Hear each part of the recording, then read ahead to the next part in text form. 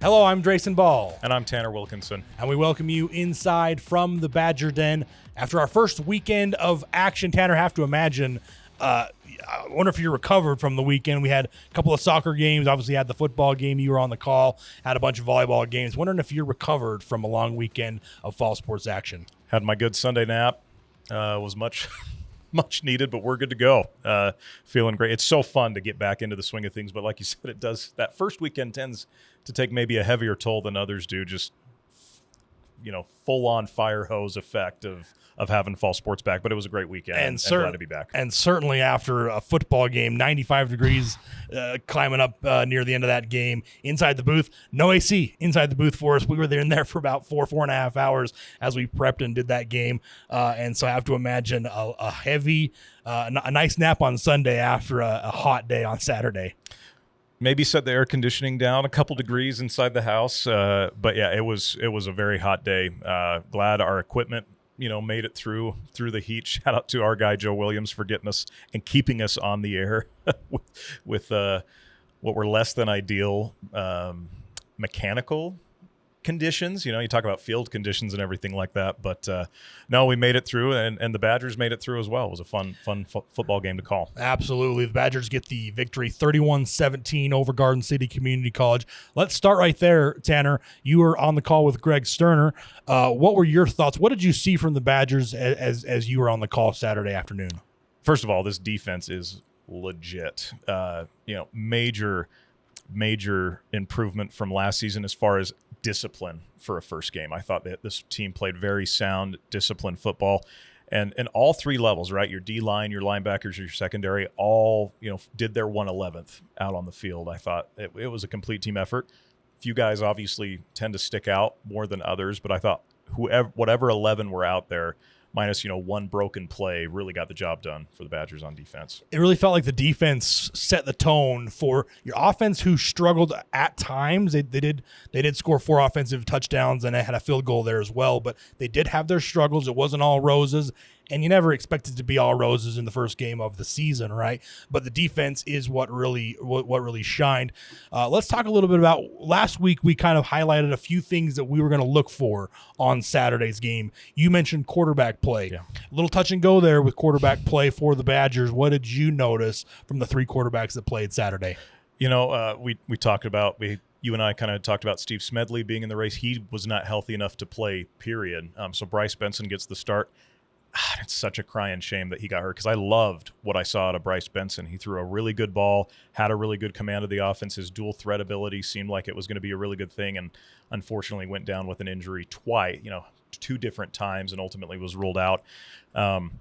Jack Thau comes in and it's just unfortunate. Throws the pick 6 coming out of the half.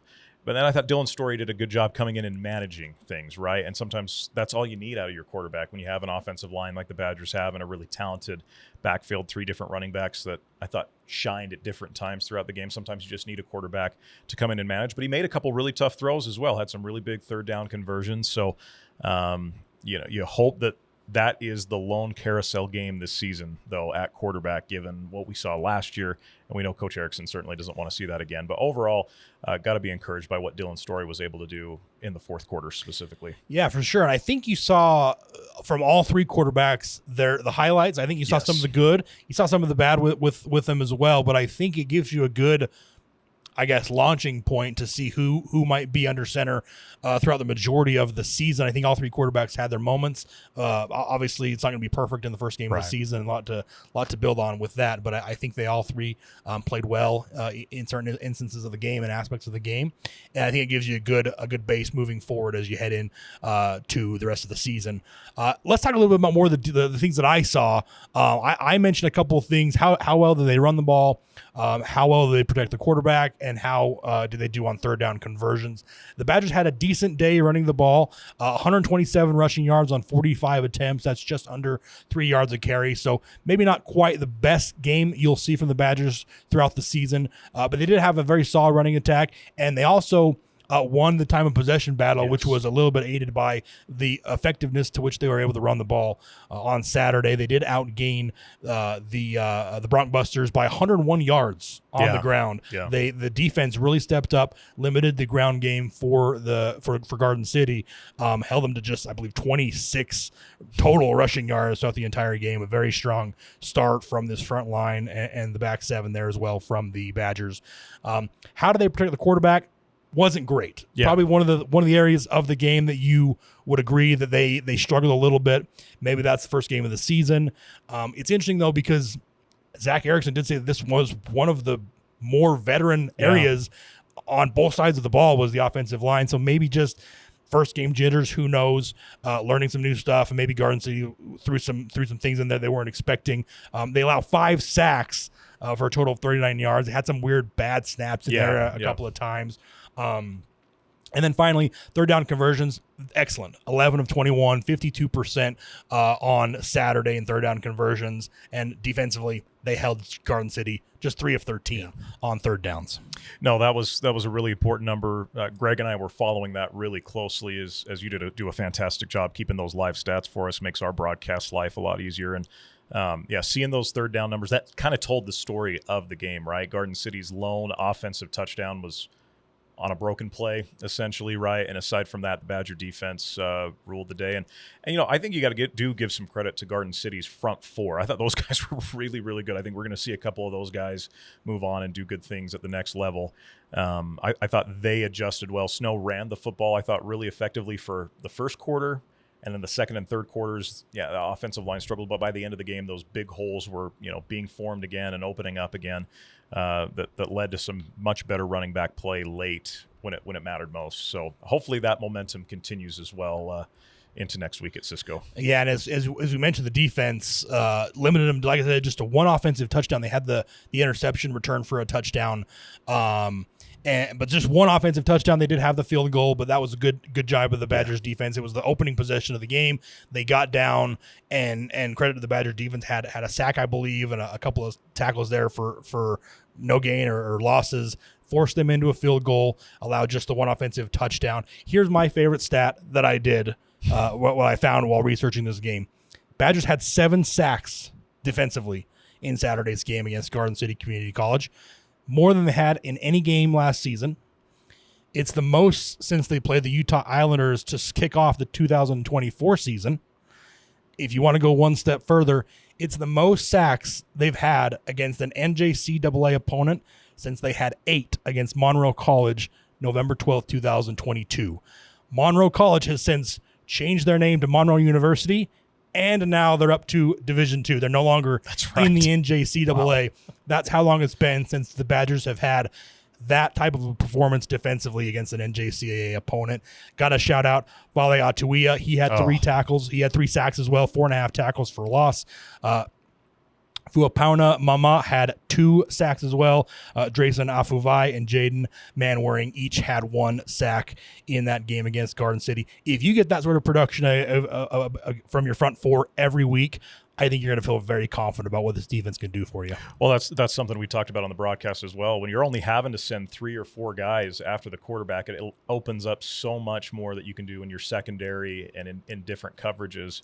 And give the secondary a lot of credit too. These guys did a great job not allowing guys to be open, minus the one play, the one kind of broken play downfield. But no, it was a fantastic job by the front of the Badgers, doing a lot, not necessarily with a little, but with less players, right? And that's a defensive coordinator's dream, to only have to send 3-4 guys after the quarterback. And that certainly goes to limiting the rush as well, which we saw very prevalent on Saturday's game.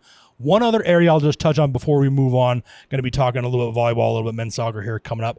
One other area I will mention, in fact, let's make this our Snow College Campus Store by the numbers feature. The Badgers allowed 198 yards of total offense from their defense, right? They allowed 214 total yards on kickoff returns, Tanner. So they allowed more yards on kickoff returns than they did throughout the entire game defensively. That's nearly 36 yards per return on just 6 kickoffs throughout the game. if you ask Zach Erickson, I'll bet he'll point to that area as that was our biggest weakness. Yeah. And I think with that defense that was so strong Saturday afternoon, if you can couple that and tie in those loose ends, like the special teams allowing that many yards, I think you're going to be very comfortable about this team moving forward. Oh, absolutely. And there's a reason they say you play three facets of the game, right? And that's what led to Garden City's first field goal. They had an excellent opening kickoff return. I don't think they get those 3 points if they hadn't already had some momentum from that kickoff return. Average starting field position is always a fascinating stat to me, and Garden City's was all over the place with the in terms of the battle with snow, because they ran so many kickoffs back, yet snow forced a turnover on downs in Garden City territory. They were able to get I believe all 3 turnovers were in Garden City territory. So that battle for average starting field position really fluctuated throughout the game. But at the end of the day, the Badgers were able to take a better advantage of good field position, whereas Garden City just had drives stall out. Big thanks to the campus store for that feature. You can shop online at store.snow.edu.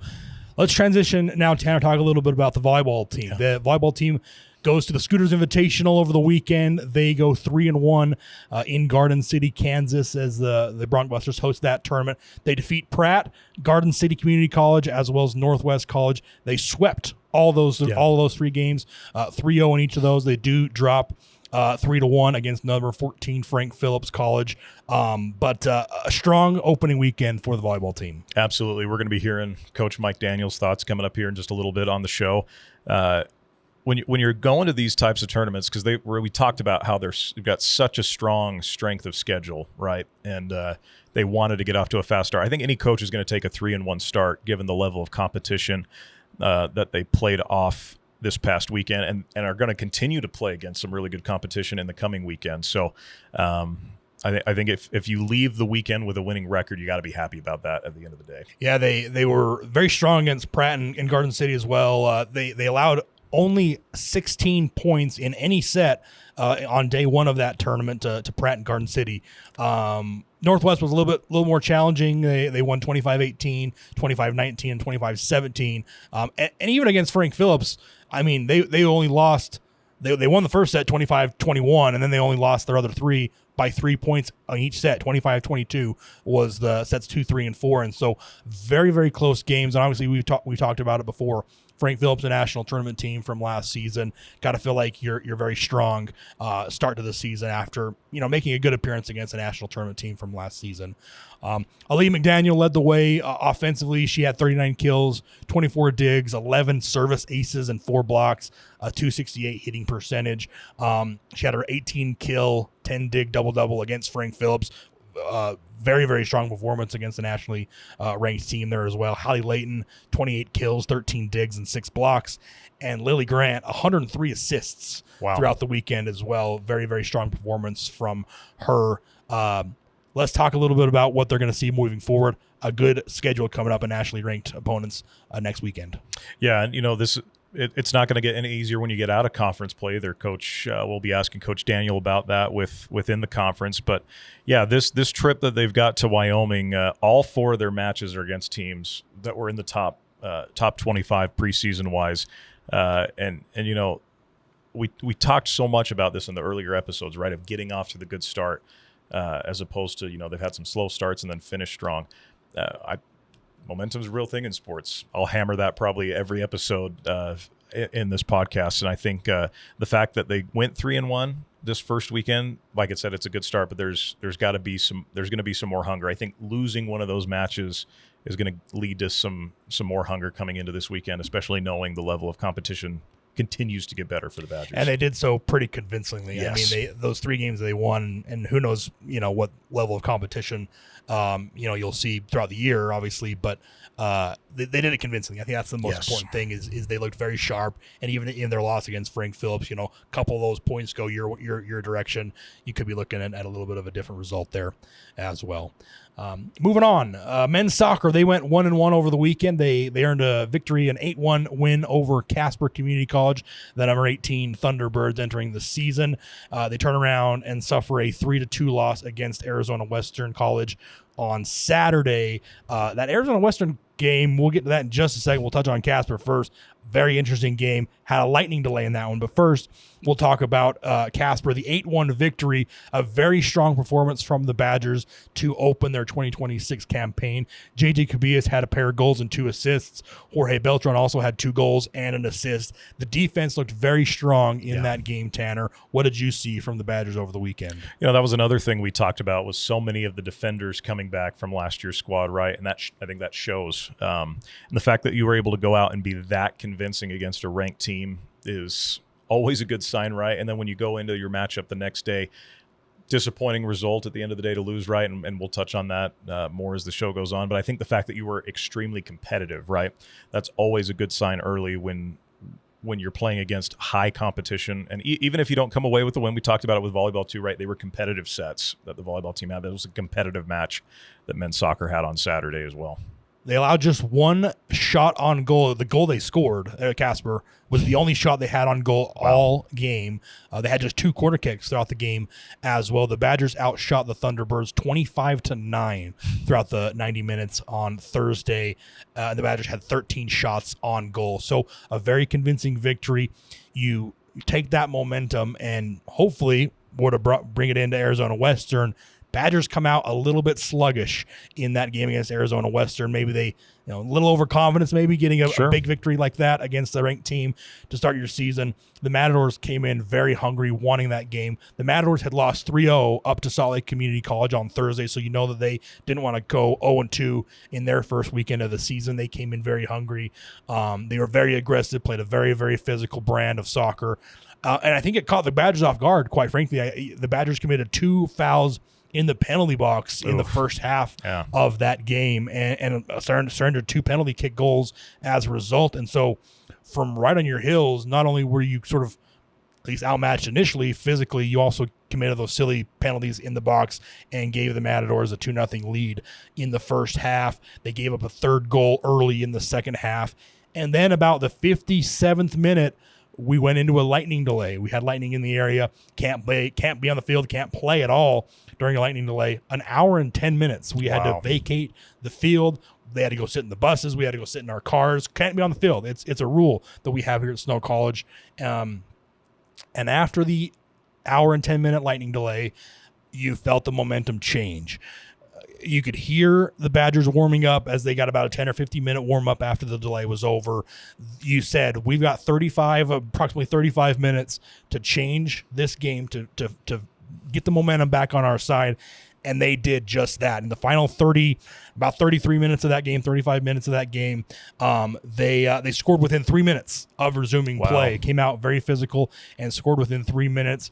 In those final 35 minutes after the lightning delay, Snow had 11 shots, 6 on goal, as compared to just 5 shots and 4 on goal for the Matadors. They score a goal there about the 60th minute. They score another goal a little bit later on, and they just come up a little bit short. But liked what you saw in that last few minutes from the Badgers. That's the type of mentality, the type of play you have to do every single day in and day out, if you're going to want to go to the national tournament and beyond for this season. And it's good to have a result like that early in the season, as opposed to, a critical game, a conference tournament game, or region district type games where maybe you come out a little lackadaisical, right? It's early in the season. Not to say it's okay, to come out like that, but you'd rather have that. You can point to that, right? Say the Badgers get another really convincing win against a ranked team. Coach Louis can point to that and say, hey, we cannot come out like we did, against Arizona Western and have that same type of mentality. We've got to be more prepared. We've got to have better, body language, that kind of stuff coming out for those kind of games. Can't rely on a lightning delay to always bail you out, per se, when it comes to momentum shifts in sports. Just goes to show that you have to bring it every single game, especially not only next week you're going to go play the national champions, but Salt Lake beat that team that you lost to. You're going to have to face them if you're going to want to win the region championship this season for sure. Michael Martinez scored both goals for the Badgers in that game. He had 3 goals and an assist over the weekend as the Badgers go 1-1 to begin their 2026 campaign. After this, we'll be joined by head coach of the volleyball team, Michael Daniel. Will get his thoughts on the opening weekend of the season and hear his thoughts about who he expects to be his biggest performers right after this.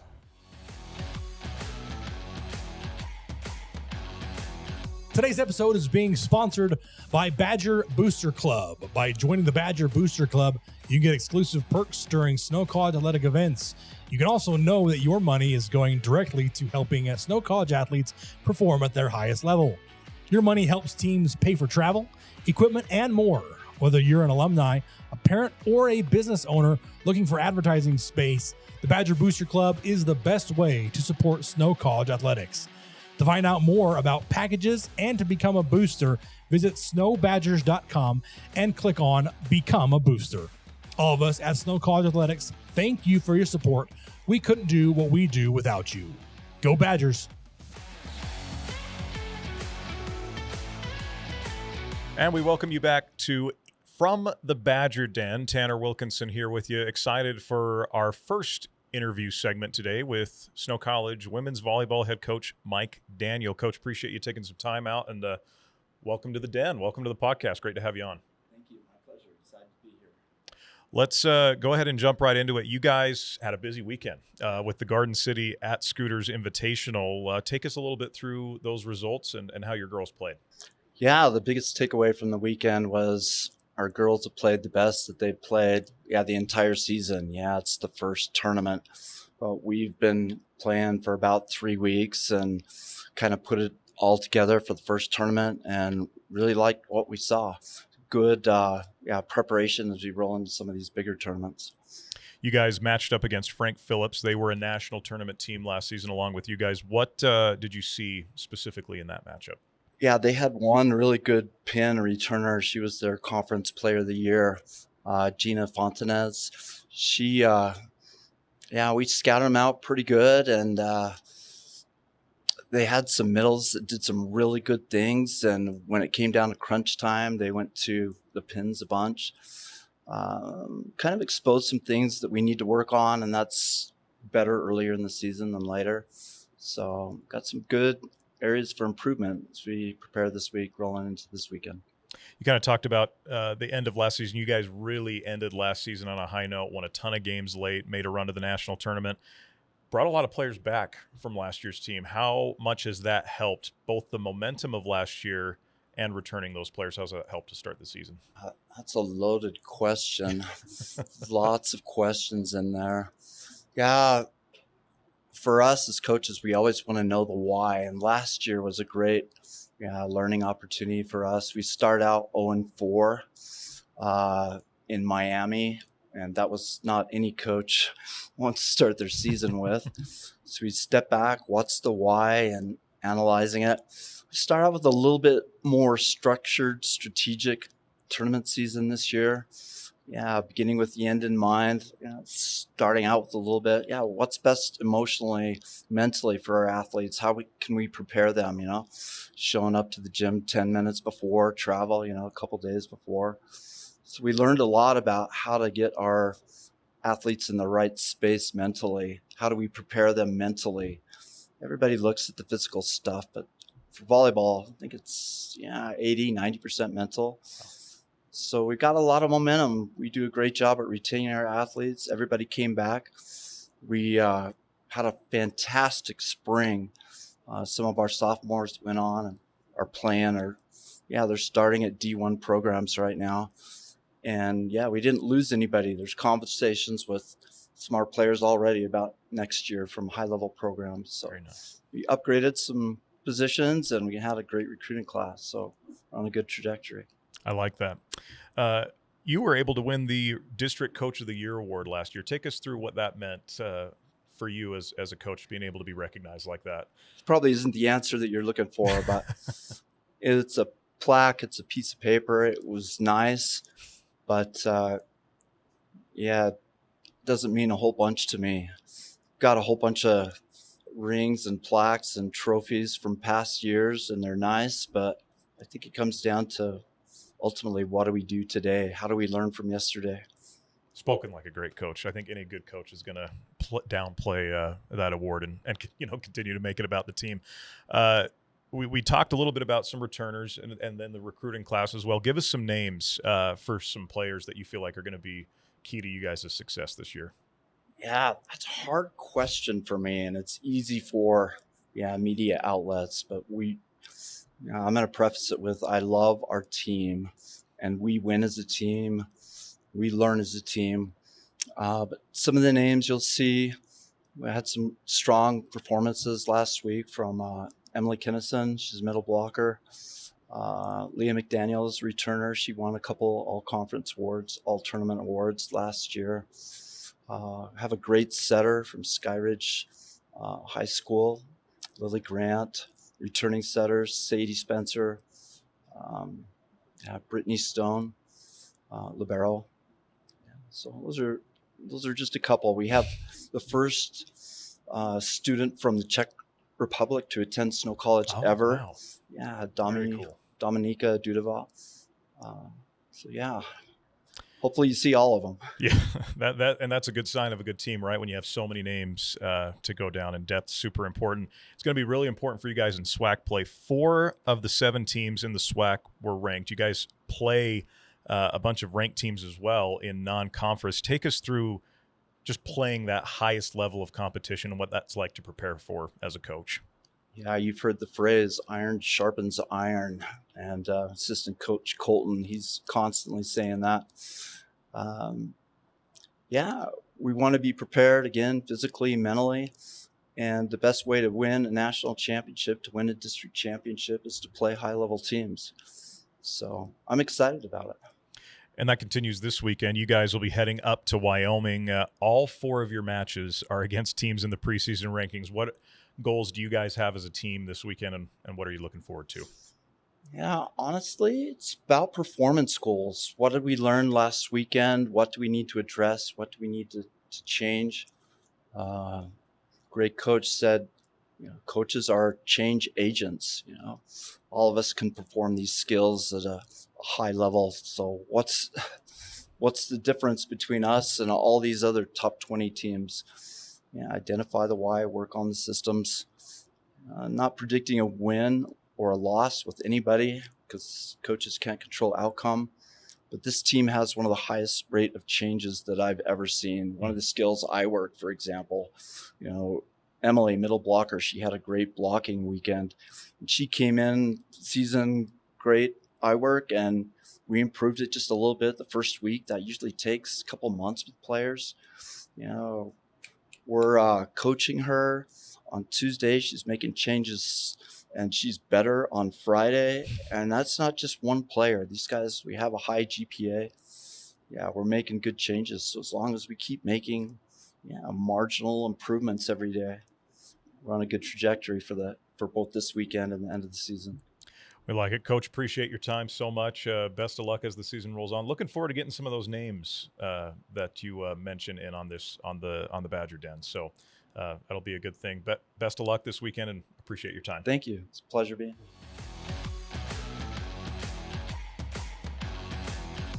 The Snow College Campus Store is a proud sponsor of From the Badger Den. If you like any of the swag you see on set today, go visit the campus store and pick it all up for yourself. They got awesome t-shirts, hoodies, mugs, car stickers, hats, pretty much all the Snow College merch you can think of. They've just got in their fall shipments, so they've got all new stock for you to go check out. And don't worry if you're not on campus, the campus store is online. You can visit store.snow.edu to check out the campus store online. That's store.snow.edu.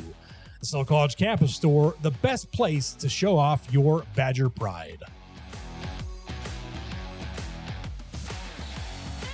Welcome back inside from the Badger Den, being joined now by head coach of the women's soccer program, Brock Ogami. Brock, thanks so much for taking some time out and joining us on today's show. Thanks for having me. It's a pleasure to be here. Entering your 4th season now, Brock, as the head coach of the women's soccer team. Let's start talking a little bit about the end of last year. It's been a long time coming, at least in your mind. You win the Region 18 championship last year. You defeat Salt Lake Community College up there in Taylorsville. Have to imagine nice to get that sort of monkey off your back, getting the job done in the Region 18 championship last year.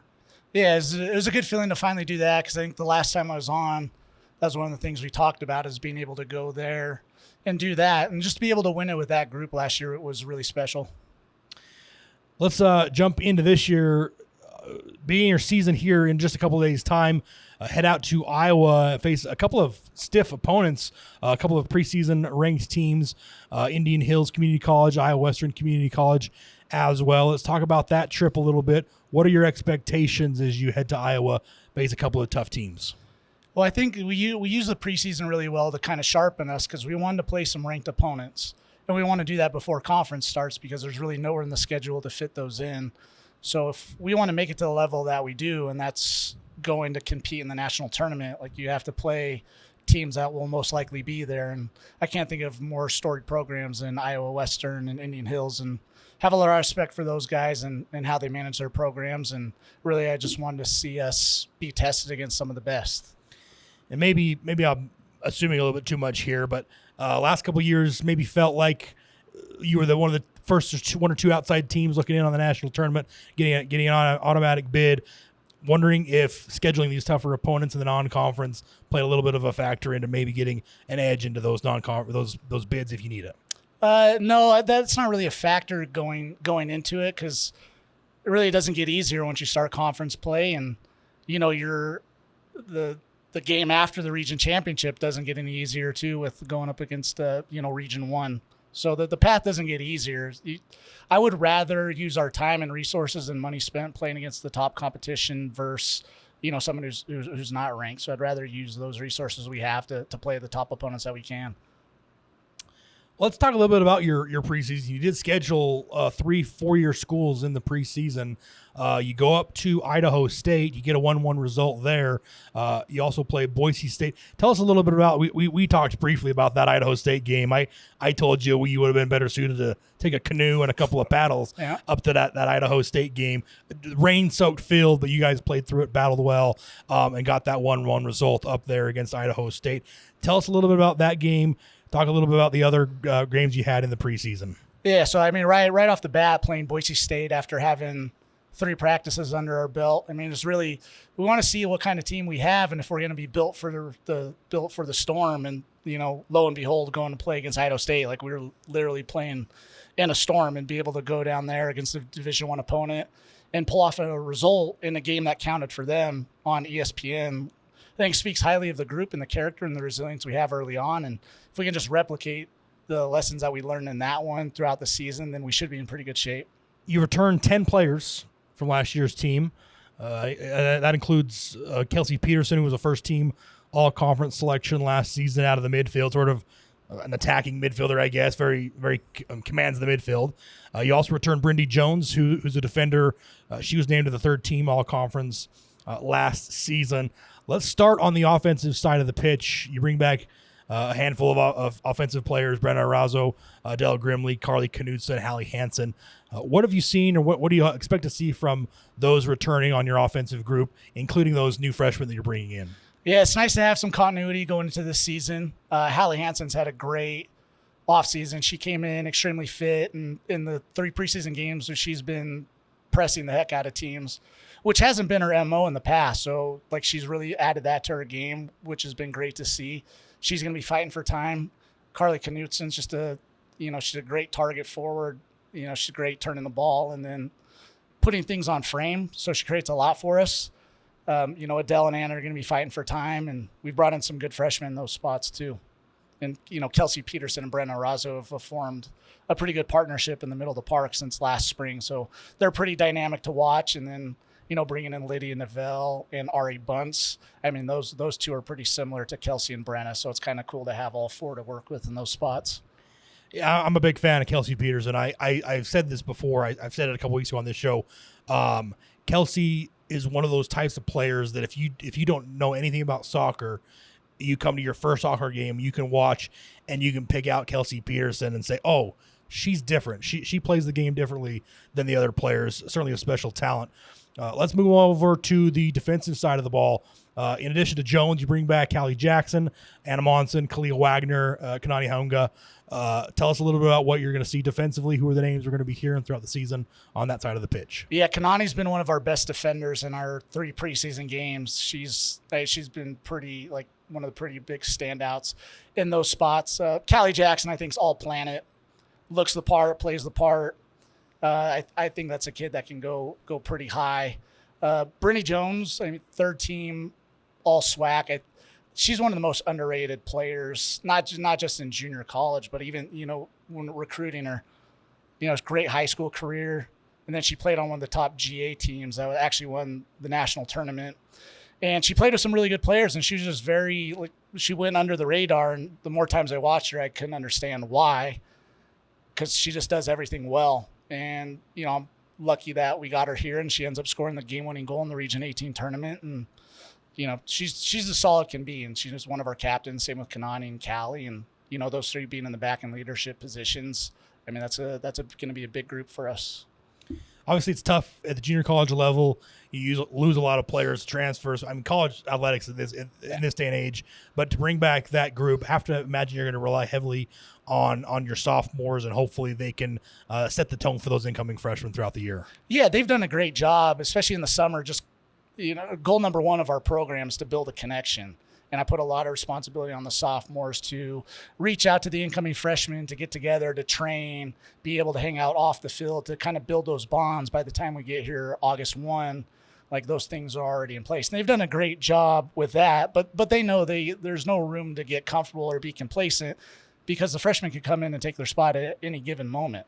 So it's kind of one of those give and takes. Like, you got to be a good mentor, but also you got to do that with the understanding that a freshman might come in and beat you out for that spot. And the freshmen are more than capable of doing that. Let's look ahead a little bit after your Iowa trip. First year in a few years, you haven't had a non-conference home game. You had that matchup at home against Colorado Mesa. That's a preseason game, doesn't count towards your record. But you don't have a official home game until you open against Salt Lake Community College on the 10th of September.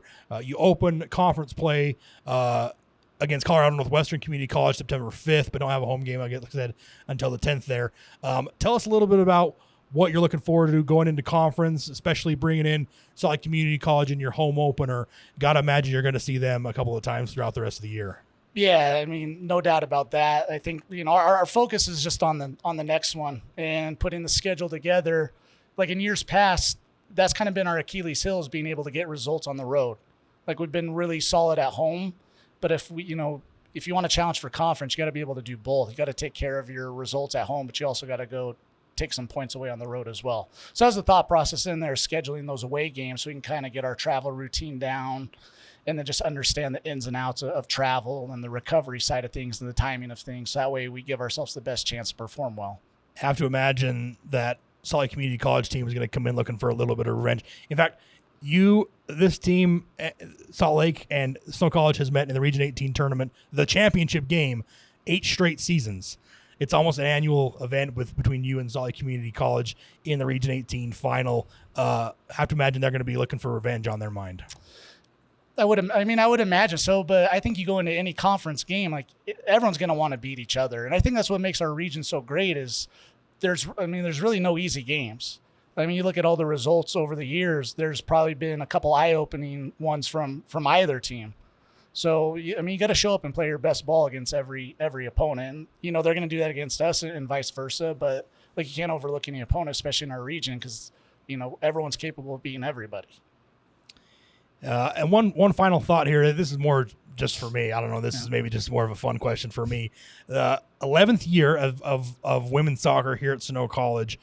Each of the previous 10 years, your team, the women's soccer team, has been in the Region 18 championship game.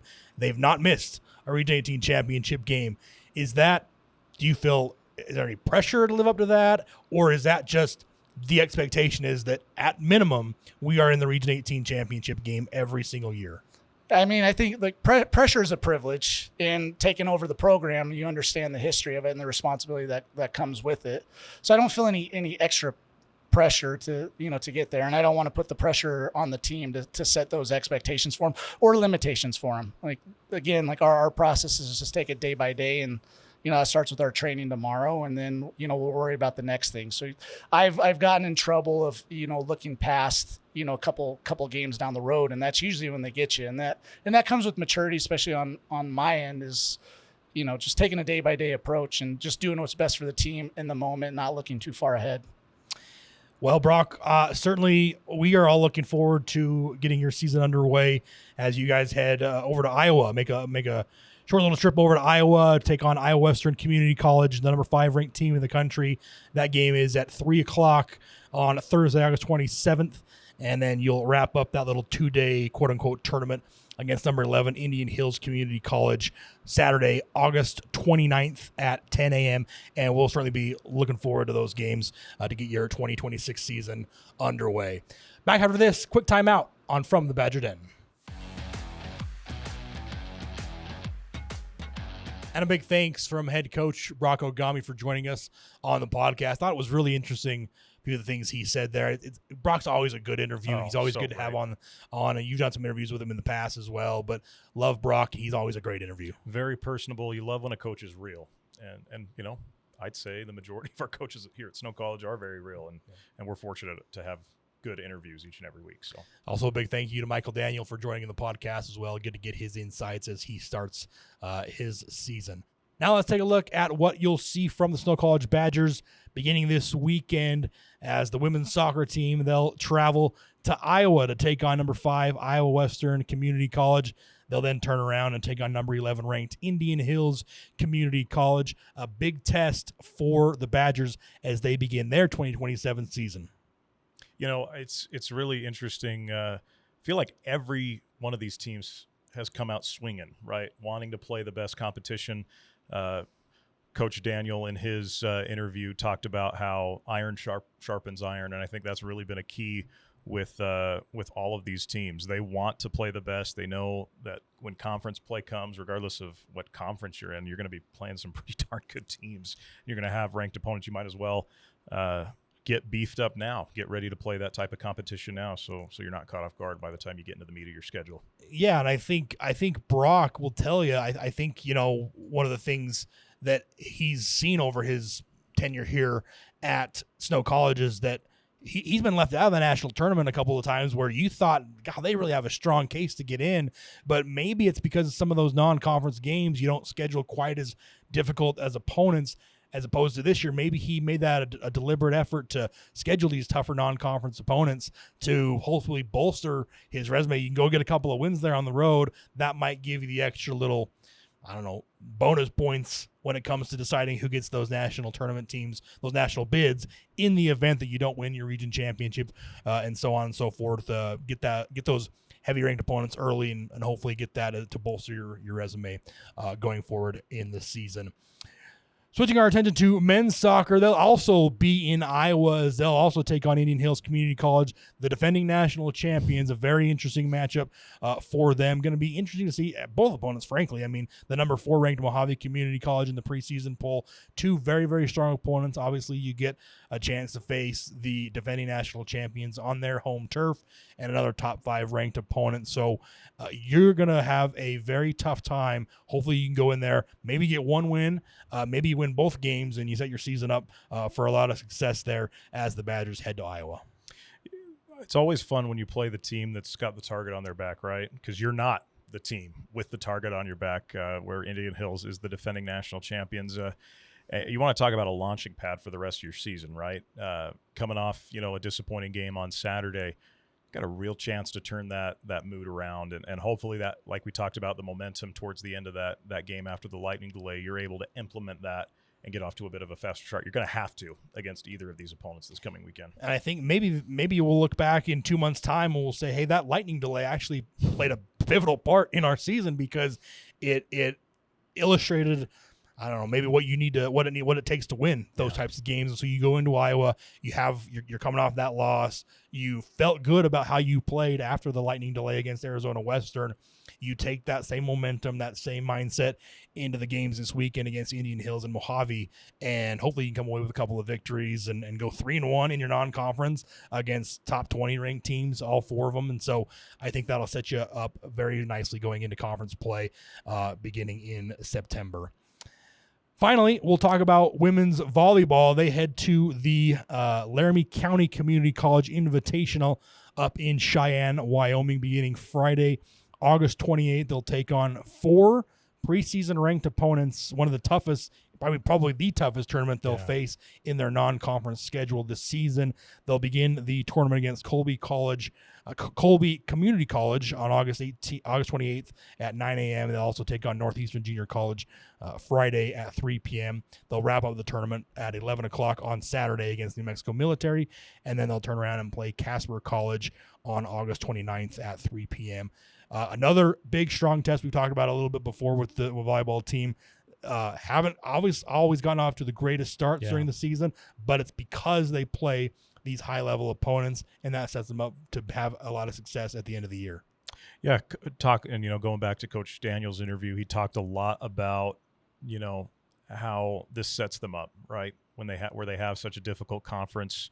4 teams from the SWAC are preseason ranked. So, again, getting after it against good competition early is going to only benefit you down the road. And the way they looked this last weekend, if they can come away 3-1 again, playing 4 ranked opponents, I think that really is going to tell you a lot about this team moving forward. And I think Mike Daniel will sign up going 3-1. Oh, he obviously wants to go 4-0. Obviously, he expects to go 4-0. He was thrilled with 3-1 last weekend. Right. But I think if you told him 3-1 against these 4 ranked teams, I think he would take that every single day. One note, the football game that was scheduled for this Saturday has been canceled. Had some things there to come up and had to cancel that game. So one note there, we will not have a football game this weekend. The Badgers football team will be back in action in 2 weeks' time as they head to Texas. It's their first Southwest Junior College Football Conference game as they head to Texas, and they will take on Cisco College Saturday, September 5th at 11 a.m. So that game this weekend in Ephraim has been canceled. And that brings us to something that we're going to be doing every week now, Tanner, as we get games started. Going to be awarding a player of the week every single week now as we get games going. And let's start, I guess we'll give them sort of give you a list of nominees, I guess, for lack of a better term. We'll start with Aaliyah McDaniel, 39 kills, 24 digs, 11 service aces, and 4 blocks, as I mentioned earlier in the show. 268 hitting percentage for the sophomore. Michael Martinez in his first action in a Snow College uniform, 3 goals and an assist. He had 2 goals in that loss against Arizona Western College. Also from the men's soccer team, J.J. Cubillas. He had 2 goals and 3 assists over the weekend, had 2 goals and 2 assists in that 8-1 victory against Casper College. And also Jaden Buckner from the football team, 64 yards on 7 carries and 2 touchdowns there in the fourth quarter of that 31-17 victory for the Badgers over the Garden City Community College Bronc Busters. But our player of the week for week 1 of the season, Tanner, is Fale Atuaia. 9 tackles, 4.5 tackles for losses, 3 sacks, as I mentioned earlier. He also fell on a fumble there as well in that game. A very strong performance from Fale in the first week of the season. It was funny. During the broadcast, Greg Sterner turned to me and said, is he reminding you of somebody? No, trying to egg me on. My all-time favorite college athlete is Kyle Van Noy, who played at BYU in the early 2010s. And Fale had that kind of game-wrecking game, was just constantly around the football. I almost think the 4.5 tackles for loss is more impressive than the 3 sacks. I mean, that's just pure wreaking havoc. And for a defense that played really well together as a unit, individually, he stood out like a sore thumb. Probably going to win some national awards from his performance this week. And some of these other players, they're going to be on this. They're going to be on the nominee list a lot. They're going to win this award a couple times themselves. But Fale just had a special week this week. It was really fun to see. Congratulations to Fale Atuaia on winning the inaugural From the Badger Den Player of the Week. And so, like I said, certainly a strong performance from him. I felt like every time as I was calling the stats, I felt like I was calling his number regularly all the time. And so a well-deserved Player of the Week for Fale Atuaia. And as we wind down another episode of From the Badger Den, I want to give a big thank you and a shout-out to Michael Daniel and Brock Ogami for joining the show today. Big thanks to them. Our executive producer is Karen Johnson, and today's show is being directed and edited by Joe Williams. Big thank you to Tammy Hells at the Snow College campus store. Our logo was designed by the Snow College Creative Services team. A big thank you to Kyle Perry, our photographer, and the show is hosted by Tanner Wilkinson and Drayson Ball. Until next time, we'll see you in the den.